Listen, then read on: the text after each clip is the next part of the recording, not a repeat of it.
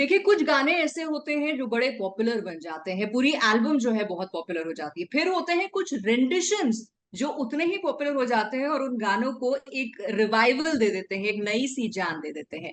चमकीला फिल्म के गाने हम सब ने सुने, हम सब ने पसंद किए। उसमें से एक गाना मित्रा में खंड बन गई, उसका एक रेंडिशन हुआ है। और रेंडिशन जिन्होंने किया है वो हमारे साथ है award winning music composer Bharat Goyal. और खास बात क्या है इनके रेंडिशन की कि इनको पसंद किया है खुद रहमान साहब ने, उसकी प्रेज की है। तो जमीन पर इनके पैर हैं या कहाँ कौन से क्लाउड नाइन पे हैं, ये सारी बातें हम करेंगे। लेकिन सबसे पहले भरत, बहुत बहुत स्वागत है आपका पंजाब केसरी नवोदय टाइम्स में। Thank you so much Nidhi, thank you so much. अच्छा, थैंक यू तो म्यूजिक फैंस भी कह रहे हैं कि इतनी कमाल। जनरली कहते हैं I am not a remix fan, ऐसा लगता है कि यार अच्छा भला गाना था, क्यों किया। पर आपके साथ आपका ये रेंडिशन सुन के लग रहा है पहले क्यों नहीं किया। थैंक यू सो मच निधि। मतलब पहले तो ये जो रेंडिशन था, ये इनके जिस सर्कमस्टेंसेस में वो हुआ, बड़े इंटरेस्टिंग, मैं आपको बता दूं। सो ये this was actually an Instagram reel जो मैंने ना अपने इंस्टाग्राम पे just as a, it was in, मतलब किसी एजेंडा के साथ नहीं और किसी पर्पस के साथ नहीं। मैंने I just wanted to, because Parineeti ने एक इस कवर किया है, as we all know, Parineeti ने गाए चपकीला के गाने बड़े खूब गए। तो जब राइट। इन्होंने ये कवर एक अपलोड किया तो मैंने वो सुना, और वो सुनते ही मुझे लगा कि इसका एक मेरा रेंडिशन तो बनता है ना। तो अच्छा। वो फिर मेरे दिमाग में ऑलरेडी वो फ्लूट और पंजाब के फोक एलिमेंट्स और वो सब बजने लग गए, and I wanted to give it a twist with a drill beat, so that's how it happened. और देखते देखते, मतलब पहले मैंने अपना रेंडिशन अपलोड किया और परिणीति लव्ड इट। तो वहां से बस फिर सारे gamma also came on board and said let's do this officially. बस वैसे ही हुआ है। तो मुझे ना यार ये जानना है भरत, ये फीलिंग कैसी होती है एज ए कंपोजर के। देखो, एक तो होता है आप सीरियस डेडिकेटेड काम जो आपको पता अच्छा ये है विच इज इंटेंशनल, कि ये म्यूजिक मुझे फला फला जगह के लिए बनाना है, चाहे वो इंडी हो या फिर किसी फिल्म के लिए। एक है कि आपको बड़ा अच्छा लगा कुछ, एज अ म्यूजिक लवर आपने इंस्पायर होके कुछ यूं ही बना दिया, और वो जो यूं ही बनाया उसको परिणीति ने पसंद किया, सारेगामा ने ले लिया, और उसके बाद रहमान साहब उसकी तारीफ कर रहे हैं। वो कैसा लगता है एज अ कंपोजर कि ये तो मैंने यूं ही बना दिया था।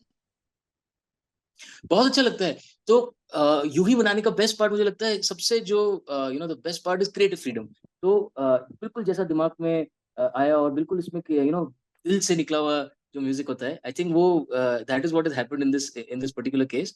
और इसमें क्या है, कई बार मेरे साथ ऐसा होता है कि जब मैं कोई मेलोडी सुनता हूँ या कोई इंस्ट्रूमेंट सुनता हूँ या कोई वोकल सुनता हूँ, तो मेरे दिमाग में ऑलरेडी उसका एक रेंडिशन बजना शुरू हो जाता है। और इस गाने के साथ बिल्कुल वही हुआ है, जब परिणीति इतने एंथुजियाज्म से और इतने यू नो जैसे उन्होंने गाया और जैसे उन्होंने अपलोड किया, तो वो सुनते ही आई वाज लाइक इसका बनता है, इसका एक रील बनता है। वो मेरे दिमाग में ऑलरेडी वो प्ले हो रहा था। दैट्स हाउ हाँ। This happened. I think creative freedom is the best part of just making something ऐसी candid jam session. Right, right, right. So generally आपकी क्रिएटिव प्रोसेस रहती क्या है? जैसे आप कोई गाना सुनते हैं, अब मैं ना आपकी तरफ से अज्यूम करके चल रही हूँ कि आपका दिमाग ऐसे दौड़ता होगा, मैंने बनाया हो तो ये म्यूजिक इसमें मैं ऐसे ये करता, इसमें यहाँ पे ये करता, तो ऐसी सिमिलर थॉट्स आ। बिल्कुल बिल्कुल। इनफैक्ट जब जो आप रिक्रिएशन और रीमिक्स की बात कर रही थी, तो मेरा अप्रोच वही होता है। मेरे तो दिमाग में ऑलरेडी प्ले होना शुरू हो जाता है कि I can already start hearing close to final की किस तरह साउंड करेगा, किस तरह की इसमें बीट्स आएंगी, किस तरह के इंस्ट्रूमेंट्स आ जाएंगे।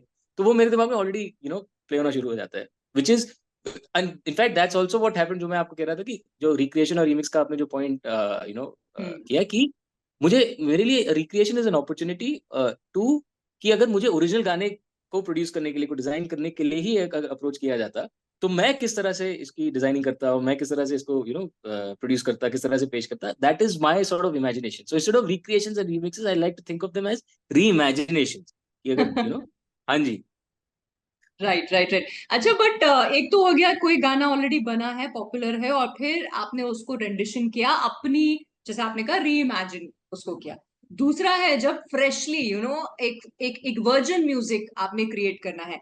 भरत, दोनों के लिए क्या आपकी थिंकिंग प्रोसेस या हाउ यू ऑपरेट वो डिफरेंट हो जाती है? बिल्कुल डिफरेंट होती है। यूजुअली क्या होता है, specially for film music is based on a lot of factors, जैसे सिचुएशन होती है, एक विजुअल नैरेटिव होता है, एक हमें गाइडलाइंस दी जाती है, हमें इमोशन जो है वो कैप्चर करना होता है। तो काफी हद तक it's music created to complement to bring out the beauty of a movie scene, है ना, और ऑफ अ सिचुएशन।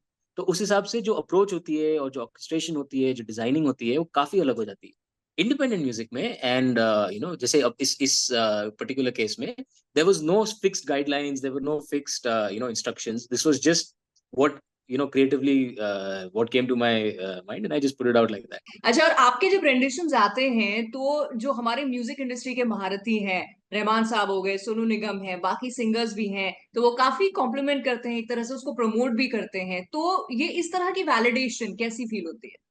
बहुत बहुत एनकरेजिंग है। जब रहमान सर का कोलैबोरेशन रिक्वेस्ट जब उन्होंने एक्सेप्ट किया, मोनाली ठाकुर ने, सोनू निगम ने, रोचक कोहली, हर्षदीप कौर, इन सब के साथ I have it's like it's a very very deep heartfelt validation की हाँ, मतलब चलो कुछ तो अच्छा कर रहे हैं, कुछ तो सही कर रहे हैं, because these are some very celebrated beautiful artists who know hmm. what they're doing, and when they come on board and when they accept it, encourages me कि हाँ चलो और भी किया जाए, किस तरह से how I can be a better artist and how I can, it's beautiful, I love it. Right, and we love to hear those renditions as well, तो कंटिन्यू डूइंग दैट। बट मैं जानना चाहूंगी म्यूजिक के लिए आपकी journey शुरू कैसे हुई? मतलब इंडिया में हम पैदा होते हैं तो म्यूजिक पे तो हम थिरकते ही हैं, कोई नाचता है, कोई गाता है, कोई बजाता है, कोई बनाता है म्यूजिक। भरत की जर्नी म्यूजिकली कैसे शुरू हुई? भरत की जर्नी शुरू हुई बचपन से। तो मैंने बचपन में तबला सीखा है, classical, I have learn tabla for at least a good 6-7 years बचपन में। और फिर बड़े होते होते तो ऑब्वियसली स्कूल में तो इंटरेस्ट था ही। फिर जब यूनिवर्सिटी में गया तो I actually started as a DJ. तो मैं अपनी पॉकेट मनी के लिए डीजेइंग करता था और काफी इवेंट्स वगैरह करता था, और मेरे को हमेशा से प्रोडक्शन और कंपोजिशन में हमेशा से इंटरेस्ट था। हम्म। फिर एक फेज आया जब मैंने ये डिस्कशन हुआ घर पे, मैंने मॉम डैड बोला कि मुझे म्यूजिक सीरियसली करना है, and they were the most supportive parents you can possibly ever have. They give me the best piece of advice कि अगर करना है तो आप सीरियसली करो, and then that's when I joined Westminster London. और फिर मैंने वहां से मास्टर्स करे हैं, एंड आई ग्रेजुएटेड इन 2009, और फिर 2010 जैन में मैंने प्रीतम दा को ज्वाइन किया। और वहां से फिर इस तरह समझ लो मास्टर्स के बाद मेरी पीएचडी होगी। दादा से इतना सीखने को मिला, बिल्कुल ही बॉलीवुड का इनसाइड आउट, और कैसे फिल्म म्यूजिक बनता है, कैसे स्कोरिंग होती है, कैसे कंपोजिशन, प्रोडक्शन, म्यूजिशियंस, इंजीनियर्स, सारा जो प्रोसेस होता है वो मैंने वहां से सीखे। एंड फिर अब मुझे हो गए 12-13 साल, and I have had the privilege of working on some top films with him. Right, you have, but जो बॉलीवुड म्यूजिक होता है, बॉलीवुड के जो हमारे गाने होते हैं वर्सेस जो हमारा इंडी म्यूजिक होता है, दोनों का सीन बिल्कुल ही अलग है। बट एज बिल्कुल। somebody who's been a part of both, आपका एक्सपीरियंस कैसा रहा है? Which you find more liberating? Oh, just the so for me, good music is good music. Good melody is good melody. Good writing is good writing. मुझे personally इतना नहीं फर्क पड़ता कि गाना इंडिपेंडेंट है या गाना फिल्म का है।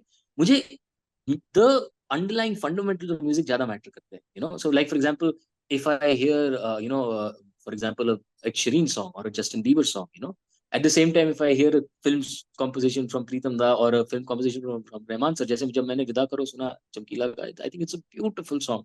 So that to me matters more, and which is also why जब से मैंने as a composer, as a producer, journey start करी है, I've always tried to be as versatile as possible in all senses. So which is why you will find in my productions बिल्कुल folk elements भी होते हैं, बिल्कुल filmy elements भी होते हैं, at the same time बिल्कुल ही independent music का भी flavor सुनने को मिलता है।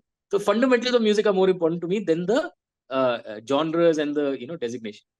राइट, और किस तरह का म्यूजिक आपको पर्सनली सुनना पसंद है? मतलब अगर आपकी मैं पूछूं लिस्ट में, किस हाँ तरह जी। के गाने हैं, किस तरह का मिक्स है? मेरा personal favourite I would say is anything to do with real instruments, folk instruments, okay. जैसे ऑलमोस्ट जैसे फोक स्टूडियो जैसे करता है, और जैसे आजकल जैसे काफी सारे रील्स में भी मैंने किए हुए हैं लाइव आर्टिस्ट के साथ जो मैंने कोलैबोरेट। अभी मैंने विदा करो की, इनफैक्ट विदा करो का ही एक जो किया था रेंडिशन, तो उसमें एक तबला आर्टिस्ट है Ishaan Ghosh. I had collaborated with him, and so एक बिल्कुल रस्टिक, एक प्योर ऑर्गेनिक टच जो आता है ना, that is my favourite. Okay, okay, so what next now? A lot of very exciting stuff is happening. I'm doing both independent projects. I'm doing film projects also, and in fact, I'm collaborating with a lot of independent artists and putting out. Saregama, in fact, is supporting and doing a lot of some of the artists are Saregama artists as well. एक बड़ी exciting एक property भी plan हो रही है, उसमें वही real instruments और फोक इंस्ट्रूमेंट्स की है, तो I can tell you more, I will definitely. Right और जब आप ये बता रहे हो ना भरत, जो स्पार्क आपकी आईज में आ रहा है, दैट शोज कि कितना प्यार आप म्यूजिक से करते हैं, एंड विच इज व्हाई आपके रेडिशंस को लोग इतना प्यार करते हैं. So continue doing that and thank you for speaking to me and all the good luck for your future endeavors. Thank you so much, thank you. Thank you. Bye bye.